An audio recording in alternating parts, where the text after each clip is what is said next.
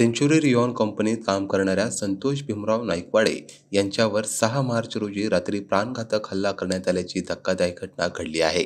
संतोष नाईकवाडे हे बी शिफ्ट संपल्यानंतर आपल्या मित्रांसोबत जेवणासाठी गोल मैदानकडे जात असताना भीमनगर येथे रस्त्यावर 10-12 दुचाकी गाड्या लावून काही तरुण भर रस्त्यात वाढदिवस साजरा करत होते। संतोष यांनी त्या तरुणांना गाड्या बाजूला घेण्याची विनंती केली असता अचानक एका व्यक्तीने त्यांना गालावर चापट मारली। त्यानंतर आज मोहित भाई लोहिया का बर्थडे है, आज बड़ा कांड करते हैं अशी घोषणा देत 15 ते 16 तरुणांनी संतोष आणि त्यांच्या मित्रावर हल्ला चढवला। या हल्ल्यात करण लोहिया यांनी फायटर पंचने संतोष यांच्या डोक्यावर वार केला, तर मोहित लोहिया यांनी हातात असलेल्या धार शस्त्राने त्यांच्या उजव्या हाताच्या बोटावर वार करून त्यांचे बोट मधूनच तोडले। संतोष यांच्या डोक्यावर आणि हातावर गंभीर दुखापत झाली असून ते रक्तबंबाळ अवस्थेत होते। हल्लेखोरांनी संतोष यांच्या गाडीची चावी हिसकावून त्यांच्यावर वार केला, तसेच त्यांच्या खिशातील 400 रुपये जबरदस्तीने काढून घेतले। त्यानंतर परिसरात दहशत माजवण्यासाठी लाद्या फेकण्यास सुरुवात केली। या घटनेत मोहित अमर लोहिया, करण केशव लोहिया, विशाल विजय पाटील आणि त्यांच्या 12 ते 13 साथीदारांचा सहभाग होता।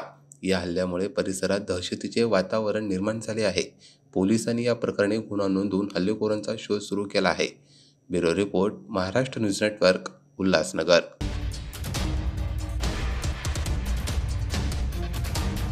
माझं नाव संतोष भीमराव नाईकवाडे आहे।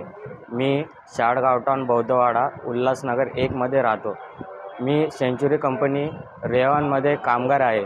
दिनांक गुरुवार 6/3/2025 रोजी मी एसी शिफ्ट करून रात्री पंच करून मी आणि माझ्या मित्रांसोबत ड्युटी संपल्यावर काही गप्पा गोष्टी मारत गोल मैदानला नाश्ता घ्यायला गेलो व जेवण घ्यायला गेलो।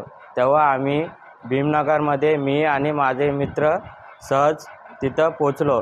तेव्हा पोचल्यावर तिथं बहुतेक त्या रस्त्यावर जाताना तिथं रस्ता पूर्ण ब्लॉक करून एका जणांचा वाढदिवस करत होते आणि तिथं भरपूर ग्रुप होता आणि त्या ग्रुपमध्ये मोहित लोहिया आणि करण लोहिया आणि विशाल पाटील यांचा मी बॅनरवर नाव बघून त्यांचं नाव मी सांगतोय आणि त्यांच्या ग्रुपमध्ये अजून 15-20 पोरं होते आणि त्या ग्रुपमध्ये एकाचा वाढदिवस होता आणि त्या वाढदिवसाचा पोराचं नाव मोहित लोहिया होता। आणि जसं आम्ही तिथं गाडी थांबवली तर त्या माझ्या मित्रांनी त्याला एवढंच बोलला आणि मी पण त्याला बोललो, भाऊ जरा गाडी साईडला घे। तेवढ्यात त्या मोहित लोहियाच्या एका नावाने माझ्या कानपाटात जोरात टेकवली आणि मी टेकवल्यावर आणि अजून एक करण लोहिया करून पोऱ्या होता, त्यांनी पण माझ्या कानपाटात टेकवली। तेवढ्यात मी त्यांना बोललो, भाऊ जरा गाडी अजून एकदा साईडला घे, तरी पण त्यांनी नाही ऐकला।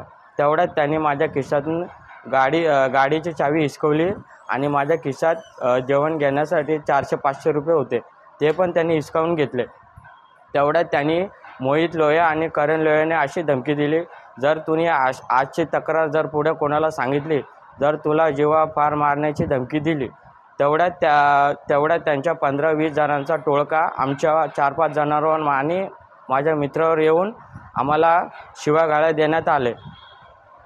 तेवढ्यात मोहित लोहिया आणि करण लोहियाच्या हातात धारदार वस्तू होत्या आणि मोहित लोहियाच्या हातात फायटर होता।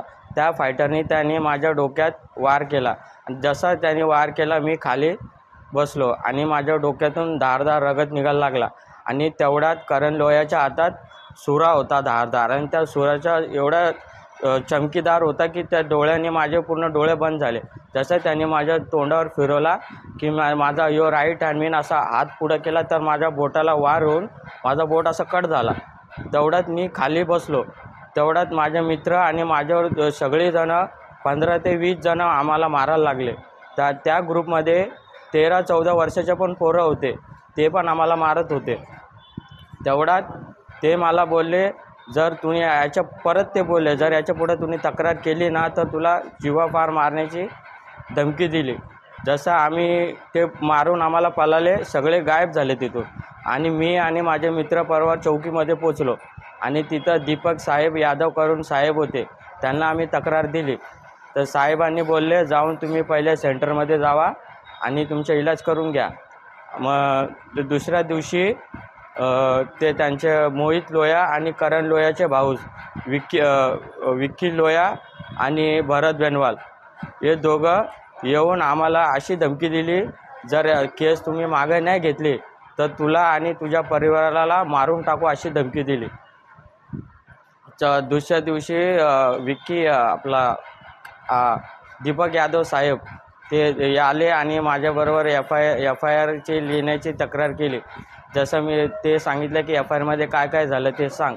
मी दीपक यादव साहेबांना सांगितलं की माझ्या डोक्यावर तलवारीचे फटके बसले, फायटर बसला आणि धारदार सुरे बसलेत.